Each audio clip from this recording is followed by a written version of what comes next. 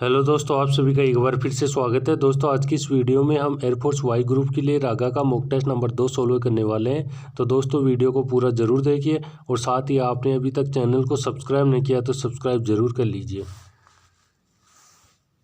चलिए दोस्तों, पहला क्वेश्चन है, अजय 9 किमी दक्षिण दिशा में जाता है, फिर दाईं ओर मुड़कर 5 किमी चलता है, अंत में दाईं ओर मुड़कर 9 किमी चलता है। तो बताओ अब वह आरंभिक स्थान से किस दिशा में है और वह कितनी दूरी पर है। तो देखिए दोस्तों, अजय 9 किलोमीटर उत्तर दिशा से दक्षिण दिशा में जाता है। उसके बाद में यहाँ पे जाने के बाद में दक्षिण में दोस्तों अजय दाईं ओर मुड़ जाता है। दाईं ओर मुड़ने के बाद में 5 किलोमीटर चलता है और फिर अजय 5 किलोमीटर चलने के बाद में वापस दाईं ओर मुड़ जाता है। तो दोस्तों अजय फिर 9 किलोमीटर चलता है। इस प्रकार दोस्तों में प्रारंभिक स्थान से पश्चिम दिशा में आ जाता है। यहाँ पर देखो, ये पश्चिम दिशा हो गई और ये पूर्व दिशा हो गई।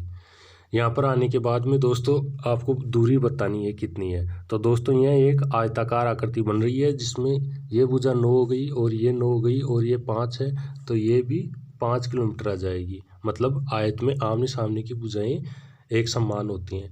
तो दोस्तों अजय आरंभिक स्थान से 5 किलोमीटर की दूरी पर है और पश्चिम दिशा में है दोस्तों। चलिए दोस्तों, नेक्स्ट क्वेश्चन है, यहाँ पे इसका आंसर हो जाएगा 5 किलोमीटर पश्चिम दिशा में। नेक्स्ट क्वेश्चन है, अमेरिका को 50 लिखा जाता है तो इंडिया को क्या लिखा जाएगा। तो यहाँ पे देखिए दोस्तों, अमेरिका को 50 कैसे लिखा जाता है। अमेरिका को 50 लिखा जाएगा दोस्तों। यहाँ पे देखिए, ए का अंग्रेजी वर्णमाला में क्रमांक हो जाएगा 1 और एम, देखिए एम आता है 13वें नंबर पे और ई आता है 5वें नंबर पे, आर आता है 18वें नंबर पे और आई आता है 9वें नंबर पे। उसके बाद में सी आएगा 3रे पे और ए आएगा पहले पे। अब इनको सभी को जोड़ दीजिए। 13 1 14, 14 और 5 19, 19 और 18 37, 37 और 9 46, 46 और 3 49 और 1 50। दोस्तों इन सभी का योग 50 हो रहा है। तो इसी प्रकार इंडिया का देख लीजिए, इंडिया का योग क्या होगा। इंडिया के लिए आई के लिए आ जाएगा 9, एन के लिए आ जाएगा 14 और डी का क्रमांक आ जाएगा 4 और आई का वापस 9 और ए का क्रमांक आ जाएगा 1। तो यहाँ पे देखिए दोस्तों, 14 और 9 23, 23 और 4 27, 27 और 9 36, 36 और 1 37। यानी कि इंडिया का अंग्रेजी वर्णमाला में योग 37 हो रहा है दोस्तों। तो दोस्तों इसका सही आंसर हो जाएगा 37। चलिए दोस्तों तीसरा क्वेश्चन देखते हैं। तीसरा क्वेश्चन दोस्तों सीरीज का क्वेश्चन है।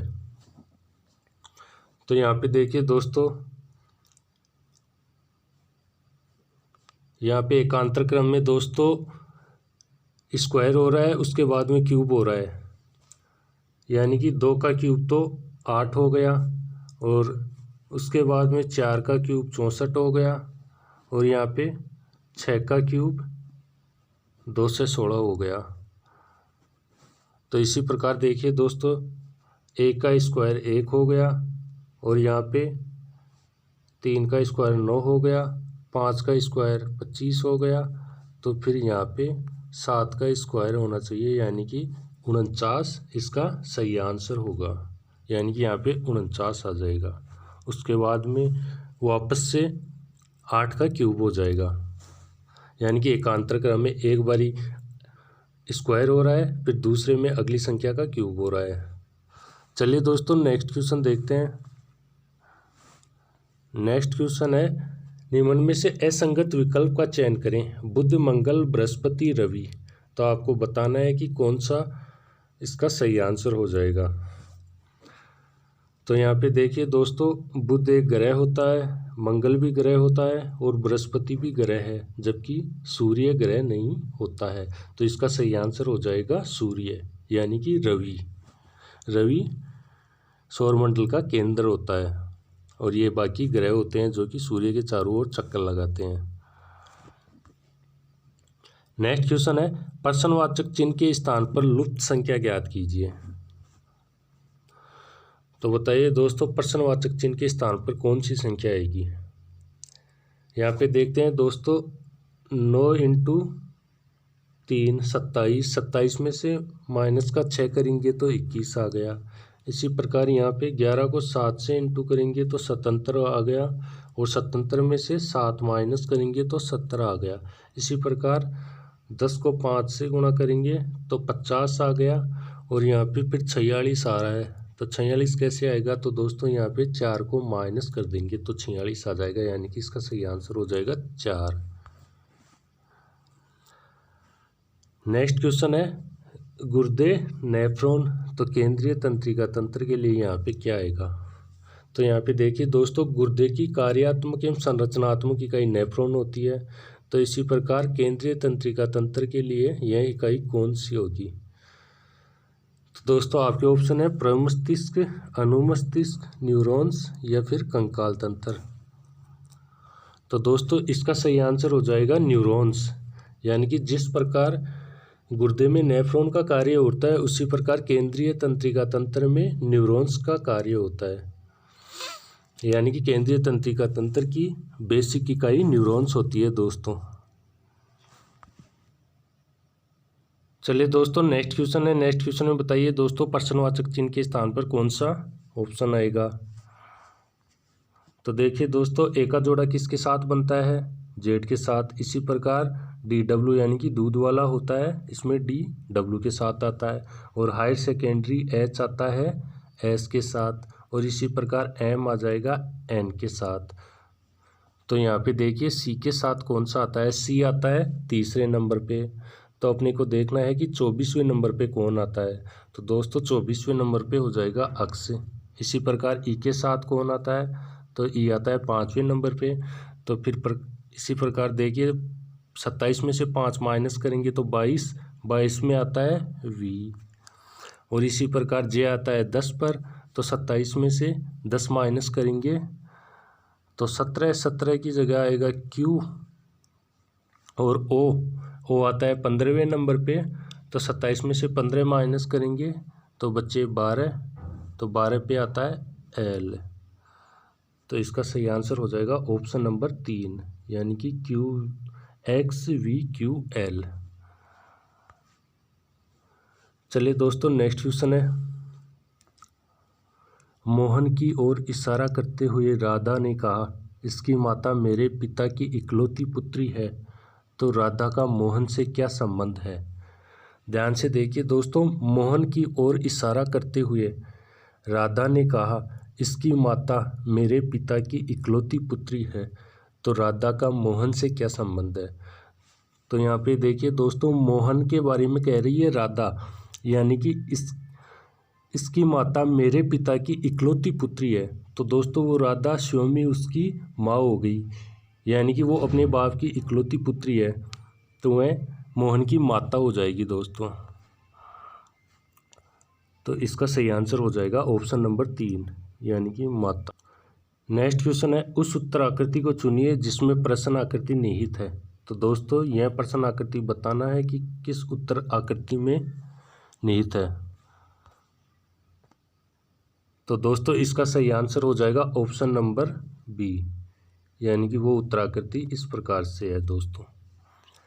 नेक्स्ट क्वेश्चन है निम्न आकृति का दर्पण प्रतिबिंब ज्ञात कीजिए। संडे। तो दोस्तों आपको बताना है कि संडे का दर्पण प्रतिबिंब क्या होगा। दोस्तों दर्पण प्रतिबिंब में वस्तु का बायां भाग दायां दिखाई देता है और दायां भाग बायां दिखाई देता है। तो देखिए दोस्तों संडे का दर्पण प्रतिबिंब क्या होगा। तो दोस्तों इसका सही आंसर हो जाएगा ऑप्शन नंबर ए, यानी कि यह संडे का दर्पण प्रतिबिंब हो जाएगा। चलिए दोस्तों नेक्स्ट क्वेश्चन है पूर्व प्रधानमंत्री लाल बहादुर शास्त्री के समाधि स्थल का क्या नाम है। तो बताइए दोस्तों इसका सही आंसर क्या होगा। विजय घाट, राजघाट, किसान घाट या फिर अभय घाट। तो दोस्तों इसका सही आंसर हो जाएगा विजय घाट, यानी कि पूर्व प्रधानमंत्री लाल बहादुर शास्त्री के समाधि स्थल का नाम विजय घाट है। इसके साथ ही ये याद रखिए दोस्तों महात्मा गांधी के समाधि स्थल का नाम राजघाट है, और चौधरी चरण सिंह के समाधि स्थल का नाम किसान घाट है। और इसके साथ ही यह याद रखिए मोरारजी देसाई के समाधि स्थल का नाम अभय घाट है। नेक्स्ट क्वेश्चन है, हाल ही में किस राज्य सरकार ने कोरोना संक्रमण के प्रसार को रोकने के लिए संजीवन ऐप को लॉन्च किया है? तो आपके ऑप्शन है उत्तर प्रदेश, बिहार, राजस्थान या फिर हरियाणा। तो दोस्तों इसका सही आंसर हो जाएगा बिहार, यानी कि कोरोना संक्रमण को रोकने के लिए बिहार सरकार ने संजीवन ऐप लॉन्च किया है दोस्तों। नेक्स्ट क्वेश्चन है, विश्व संस्कृत दिवस किस दिन को मनाया जाता है?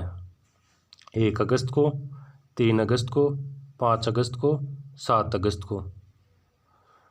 तो दोस्तों इसका सही आंसर हो जाएगा 3 अगस्त, यानी कि विश्व संस्कृत दिवस 3 अगस्त को मनाया जाता है दोस्तों।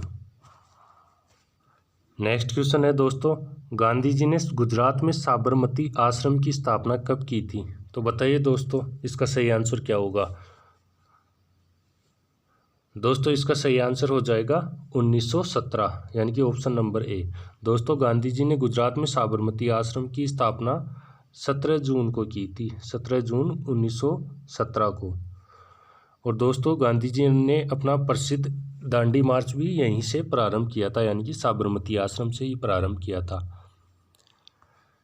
नेक्स्ट क्वेश्चन है, सतपुड़ा और विंध्याचल पर्वतों के बीच कौन सी नदी बहती है? चंबल, गोदावरी, ताप्ती, नर्मदा। तो दोस्तों इसका सही आंसर हो जाएगा नर्मदा, ऑप्शन नंबर डी, यानी कि सतपुड़ा और विंध्याचल पर्वतों के बीच में बहने वाली नदी नर्मदा है दोस्तों। नेक्स्ट क्वेश्चन है, हरे फलों को कृत्रिम रूप से पकाने में प्रयुक्त गैस कौन सी है? Ethane, methane, ethylene, acetylene. तो दोस्तों इसका सही आंसर हो जाएगा ऑप्शन नंबर 3, यानी कि एथिलीन, यानी कि एथिलीन के माध्यम से हम फलों को कृत्रिम रूप से पकाते हैं। नेक्स्ट क्वेश्चन है, हाल ही में ई बाइक गो का नया ब्रांड एम्बेसडर किसे बनाया गया है? युवराज सिंह, हरभजन सिंह, विराट कोहली या फिर धोनी। तो दोस्तों इसका सही आंसर हो जाएगा हरभजन सिंह, यानी कि हरभजन सिंह को ई बाइक गो का नया ब्रांड एम्बेसडर बनाया गया है दोस्तों, ध्यान रखिए। नेक्स्ट क्वेश्चन है, मनुष्य में अरक्तता निम्न में से किसकी कमी के कारण होती है? कोलेजन, मायोसिन, हीमोग्लोबिन या फिर हाइओग्लोबिन। तो दोस्तों इसका सही आंसर हो जाएगा हीमोग्लोबिन, यानी कि मनुष्य में अरक्तता हीमोग्लोबिन के कारण होती है दोस्तों। नेक्स्ट क्वेश्चन है, हाल ही में देश का नियंत्रक एवं महालेखा परीक्षक किसे नियुक्त किया गया है? गिरीश चंद्र मुर्मू, मनोज सिन्हा, सत्यपाल मलिक, के नटराजन। तो दोस्तों इसका सही आंसर हो जाएगा गिरीश चंद्र मुर्मू, यानी कि गिरीश चंद्र मुर्मू को हाल ही में देश का नियंत्रक एवं महालेखा परीक्षक यानी कि कैग नियुक्त किया गया है दोस्तों। गिरीश चंद्र मुर्मू देश के 14वें नंबर के कैग बने हैं, याद रखिए 14वें नंबर के कैग। इसके साथ ही याद रखना मनोज सिन्हा को हाल ही में जम्मू कश्मीर केंद्र शासित प्रदेश का उपराज्यपाल नियुक्त किया गया है। नेक्स्ट क्वेश्चन है, हाल ही में ड्रोन से टिड्डियों को नियंत्रित करने वाला पहला देश कौन बना है? ईरान, भारत, पाकिस्तान या बांग्लादेश। तो दोस्तों इसका सही आंसर हो जाएगा भारत, यानी कि हाल ही में टिड्डियों को नियंत्रित करने वाला देश विश्व में भारत बना है, जो कि दोस्तों पहला देश है। नेक्स्ट क्वेश्चन है दोस्तों, दो संख्याओं के योगफल और उनके अंतर का अनुपात 5:1 है, तो बड़ी संख्या में छोटी संख्या के बीच का अनुपात क्या है? दोस्तों माना वे संख्याएं x और y हैं, तो उनका योगफल हो जाएगा x प्लस का y और उनका अंतर हो जाएगा x माइनस का y। इनका अनुपात दोस्तों 5:1 है, यानी कि 5/1। दोस्तों इनको वज्र गुणा कर देंगे तो यहाँ पे हो जाएगा x प्लस का y बराबर 5x माइनस का 5y। अब देखिए दोस्तों यहाँ पे 5x को इधर लाएंगे तो ये 4x हो गया और y को उधर ले जाएंगे तो ये 5y और एक 6y हो गया। तो x प्लस का y हो गया 6/4, यानी कि इनको 2 से काटेंगे तो ये 3 आ गया और ये 2 आ गया, यानी कि x अपॉन y हो गया 3/2। ऑप्शन नंबर 1 3:2 इसका सही आंसर हो जाएगा दोस्तों।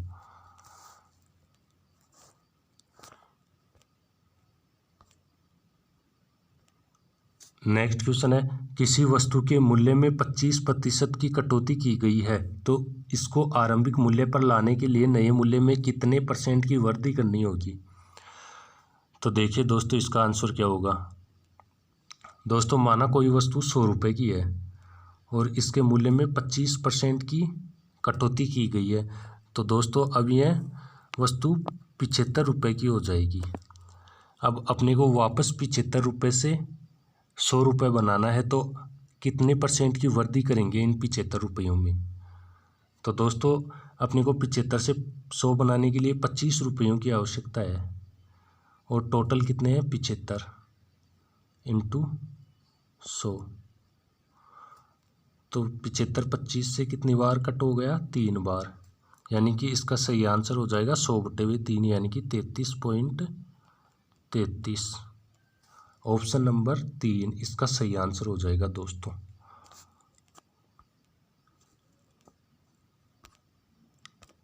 नेक्स्ट क्वेश्चन है, 5% प्रतिवर्ष चक्रवृद्धि ब्याज पर 800 रुपये कितने वर्ष में 882 रुपये हो जाएंगे।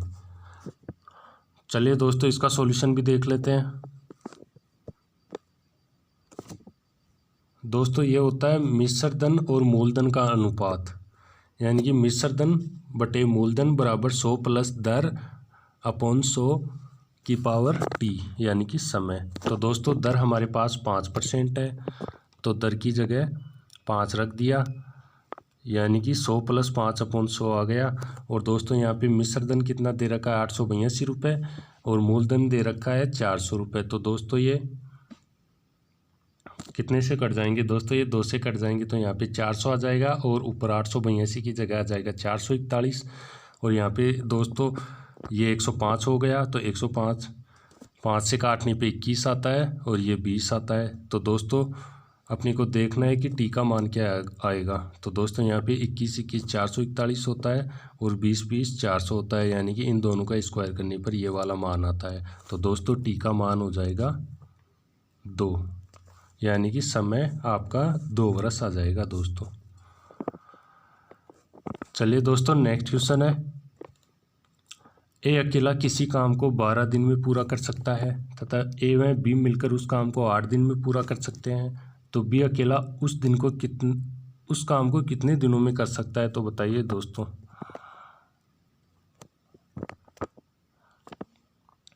यहाँ पे देखिए दोस्तों, ए किसी काम को 12 दिन में करता है और ए और बी मिलकर उस काम को 8 दिन में पूरा करते हैं दोस्तों। तो दोस्तों हमें टोटल काम का मालूम नहीं है कि पूरा काम कितना है, तो इसके लिए दोस्तों हम 12 और 8 का लघुत्तम लेंगे, यानी कि इन दोनों का लघुत्तम 96 आ जाएगा दोस्तों। यहाँ पे फिर आगे देखिए दोस्तों, आगे देखने के बाद में 96 में 12 का भाग देंगे तो ये 8 बार जाता है और इसी प्रकार 8 में 96 का भाग देते हैं तो ये 12 बार जाता है, यानी कि दोस्तों ये इनकी कार्य क्षमता आ जाएगी, यानी कि ए एक दिन में 8 इकाई कार्य करता है और ए और बी इसी प्रकार मिलकर ए से ज़्यादा कार्य करते हैं, यानी कि 12 इकाई काम करते हैं। यानी कि बी कितना ज़्यादा काम करता है, यानी कि ये ए 8 करता है तो ए और बी मिलके 12 करते हैं 12, यानी कि बी अकेला 4 इकाई ज़्यादा काम करता है। तो यहाँ पे देख लीजिए दोस्तों, बी की कार्य क्षमता एक दिन की 4 आ गई और टोटल काम 96 है, तो 96 को 4 से डिवाइड करेंगे तो कुल 24 दिन आ गए, यानी कि 96 काम को बी कितने समय में करेगा अगर एक दिन में 4 इकाई काम को करता है, तो 96 इकाई को वह 24 दिन में पूरा करेगा। तो ऑप्शन नंबर ए ये आंसर हो जाएगा दोस्तों। चलिए दोस्तों नेक्स्ट क्वेश्चन है, किसी परीक्षा में 60% छात्र अंग्रेजी में उत्तीर्ण हुए और 70% हिंदी में और 40% दोनों में, तब अंग्रेजी और हिंदी में अनुत्तीर्ण छात्रों का प्रतिशत क्या है।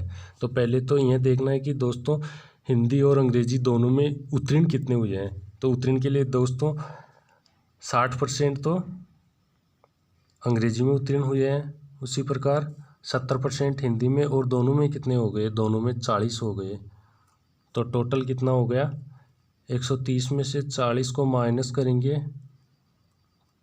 तो दोस्तों ये 90 आ गया, यानी कि 90% छात्र अंग्रेजी और हिंदी में उत्तीर्ण हुए हैं। तो अपने को देखना कि अनुत्तीर्ण कितने हैं। तो दोस्तों 90% उत्तीर्ण हुए हैं, तो अनुत्तीर्ण तो 10% होंगे फिर, यानी कि इसका सही आंसर आ जाएगा ऑप्शन नंबर डी, यानी कि 10% छात्र अंग्रेजी और हिंदी में अनुत्तीर्ण हुए हैं। नेक्स्ट क्वेश्चन है, दो धनात्मक संख्याओं के वर्गों का योग 100 है तथा उनके वर्गों का अंतर 28 है, तो उन दोनों संख्याओं का योग क्या होगा, आपको ये बताना है दोस्तों। तो चलिए दोस्तों इसका सॉल्यूशन भी देख लेते हैं। दोस्तों मानवीय संख्याएं अक्स और वाई हैं, यानी कि अक्स स्क्वायर प्लस का वाई स्क्वायर का योग है 100। इसी प्रकार अक्स स्क्वायर माइनस का वाई स्क्वायर है 28। तो यहाँ पे देखिए दोस्तों वाई स्क्वायर से वाई स्क्वायर कट हो गया, और ये कितना आ गया 2 अक्स स्क्वायर, और ये आ गया 128। तो दोस्तों अक्स स्क्वायर कितना हो गया, अक्स स्क्वायर हो गया 128 में 2 का भाग देंगे तो 64, यानी कि 64 दोस्तों 8 का स्क्वायर होता है, तो अक्स बराबर आ जाएगा 8, यानी कि एक संख्या आपकी 8 हो गई दोस्तों। तो अब देखिए दोस्तों अक्स स्क्वायर की जगह अपन 8 का स्क्वायर करेंगे, यानी कि 64। तो यहाँ पे देखिए अक्स स्क्वायर माइनस का वाई स्क्वायर बराबर 28 है, तो अक्स स्क्वायर का मान कितना हो गया 64 माइनस का वाई स्क्वायर बराबर 28। तो ये कितना आ गया दोस्तों,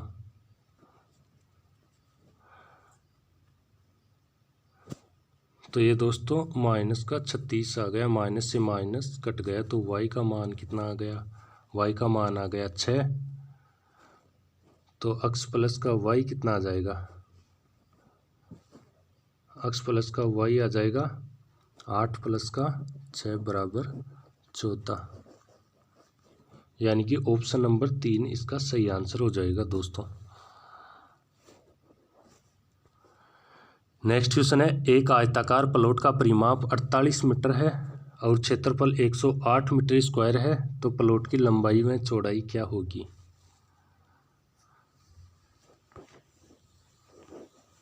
तो देखिए दोस्तों इसका सही आंसर क्या होगा। दोस्तों आयत के परिमाप का सूत्र आप सभी जानते होंगे क्या होगा। आयत का परिमाप होता है 2 इंटू लंबाई प्लस चौड़ाई, यानी कि 2 कोष्टक लंबाई प्लस का चौड़ाई। इसी प्रकार दोस्तों आयत का क्षेत्रफल क्या होगा, क्षेत्रफल हो जाएगा लंबाई गुणा चौड़ाई। तो देखिए दोस्तों लंबाई और इंटू चौड़ाई का मान कितना है, यहाँ पे 108 आ रहा है। तो 108 के लिए देखिए दोस्तों ऑप्शन नंबर 2 है, ये तो ऐसे वैसे भी नहीं आने वाला, यानी कि 2163 होता है। बाकी बचे 3 ऑप्शन, तो 3 ऑप्शन को पहले से सूत्र से अपन देख लेते हैं कि इसका सही आंसर क्या आएगा।